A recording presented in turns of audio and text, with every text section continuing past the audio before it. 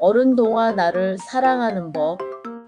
올해 63세의 정한 씨는 공기업에서 성실히 일하다 명예롭게 퇴직했다. 정장을 벗은 첫날 거실 소파에 몸을 푹 던지며 생각했다. 이제야 숨 좀 쉬겠구나. 처음 며칠은 좋았다. 늦잠도 자고 좋아하던 낚시도 가고 평일 낮에 TV도 실컷 봤다. 하지만 그건 정말 딱 며칠뿐이었다. 몸도 마음도 그놈의 돈도 편하지 않았다. 어느 날 아침 양치질을 하려던 정한 씨는 칫솔을 손에서 놓쳤다. 어? 하고 손을 들어 올리려 했지만 이상하게 힘이 빠졌다. 다음 날엔 방문을 열려다 손잡이를 잡지 못했다. 손이 문고리를 훅 지나쳤다. 놀란 마음에 다시 문고리를 잡으려 했지만 축구공을 앞에 두고 헛발질하듯 문고리가 손에 닿지 않았다. 예전에 직장에서 들은 교육이 머리를 스쳤다. 뒷목, 손저림, 힘 빠짐 혹시 뇌혈관? 아내에게만 병원에 다녀오겠다고 하고서는 혼자서 병원에 갔다.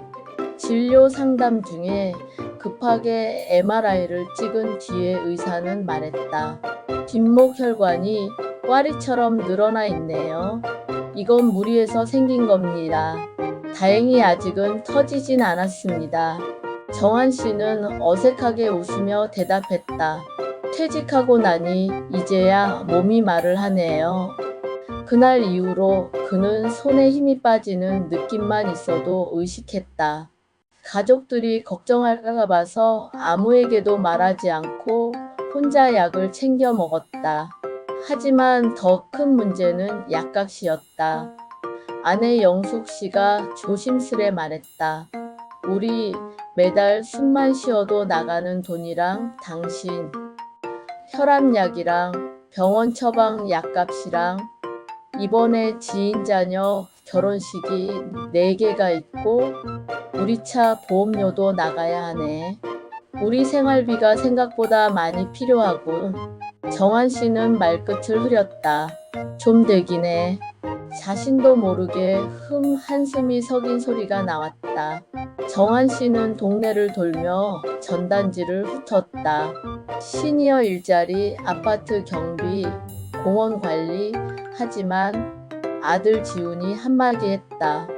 아빠, 그런 일까지 해야 해? 그냥 편히 계세요. 딸 지민도 덧붙였다.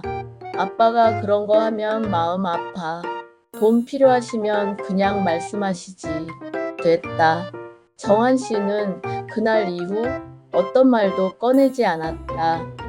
그런 일이 있은 후로 부부의 대화는 줄어들고 오해는 쌓여갔다. 아내는 아내대로 걱정이었다. 정한 씨가 하루 종일 소파에 앉아 멍하니 있는 모습이 안쓰러웠다.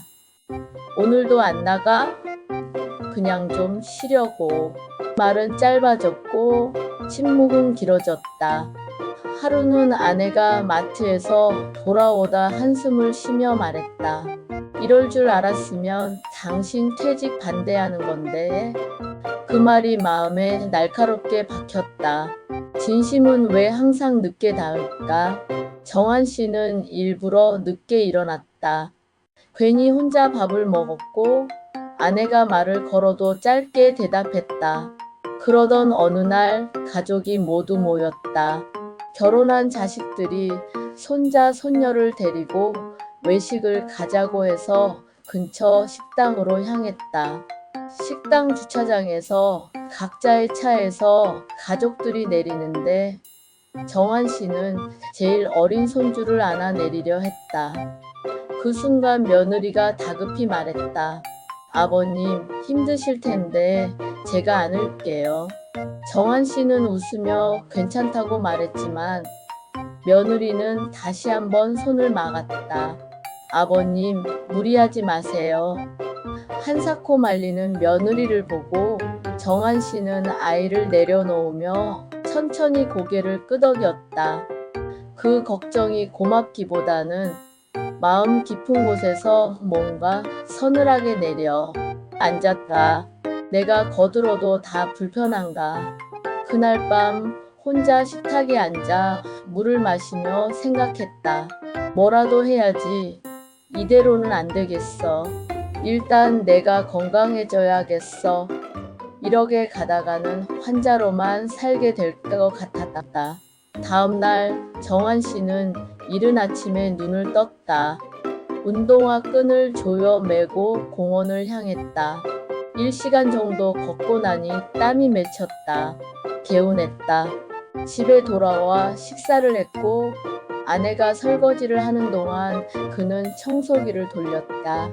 아내가 빨래를 널고 있으면 그는 걷어놓은 빨래를 정리했다. 베란다 화분에 물도 주었다. 점심을 먹고 나면 다시 물 한 병을 들고 운동하러 나갔다. 운동 중 만난 이웃들과 긴 대화를 나누기도 하고 가끔은 저녁도 함께 먹고 들어왔다. 체지방을 빼야 한다는 말에 더 열심히 운동했다. 그런 모습을 본 아내와 자식들이 응원을 해줬다. 하루하루 몸이 가벼워지고 기분이 좋아졌다. 예전보다 밝은 표정의 정한 씨를 보며 가족들도 조금씩 달라졌다. 정한 씨는 하지 않던 농담도 하게 됐다. 그의 재미없는 농담에도 가족들은 웃었다.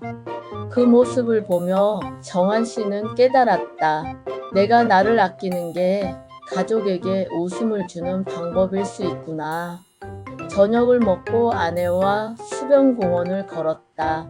슬며시 아내의 손을 잡았다. 그리고 앞으로의 우리 부부의 시간을 생각하며 가벼운 계획을 세웠다. 이 시간이 참 행복했다. 가족은 오해를 푸는 것이 아니라 다시 대화를 여는 것. 주말 저녁 가족이 모였다. 정한 씨가 먼저 말을 꺼냈다.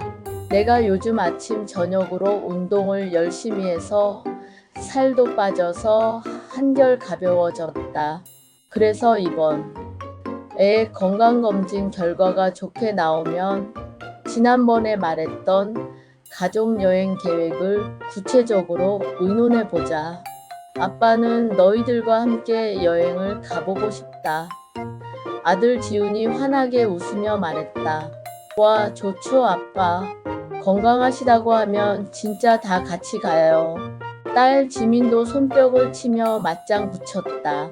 아빠 여행 가면 고기는 아빠가 구워주셔야 해요. 가족 모두 한참을 웃었다. 아내는 조용히 정한 씨 옆에 앉더니 그의 손을 꼭 잡았다. 그 순간 정한 씨는 가슴 한편이 따뜻해지는 것을 느꼈다. 내가 마음과 몸이 건강해지니까 우리 가족도 더 가까워지는구나. 아픔은 있었지만 우리의 삶도 한층 더 단단해졌다. 정한 씨는 다시 일하지는 않았다. 하지만 하루가 더는 길지도 않았다. 매일 아침 운동을 하고 아내의 집안일을 도와주고 있고 같이 운동을 하는 사람들은 더 많아져서 모임도 하게 되었다. 퇴직 후에 친해진 이웃들과 지내고 있다. 이웃에게 손자, 손녀의 사진도 보여주며 이야기 나누는 날들이 늘어났다. 하루하루가 지루하지 않았다. 그런 내가 자랑스러웠다. 그리고 매일 밤 노트에 한 줄씩 썼다. 오늘도 건강하게 잘 보냈다. 그는 이제 안다. 가족을 사랑하는 방법은 자신을 지키는 것부터 시작된다는 것을. 혹시 지금 여러분도 혼자라는 생각에 하루가 길게 느껴지시나요? 누군가에게 기대고 싶지만 그럴 곳이 없다면 먼저 나 자신을 다독이는 것부터 시작해 보세요.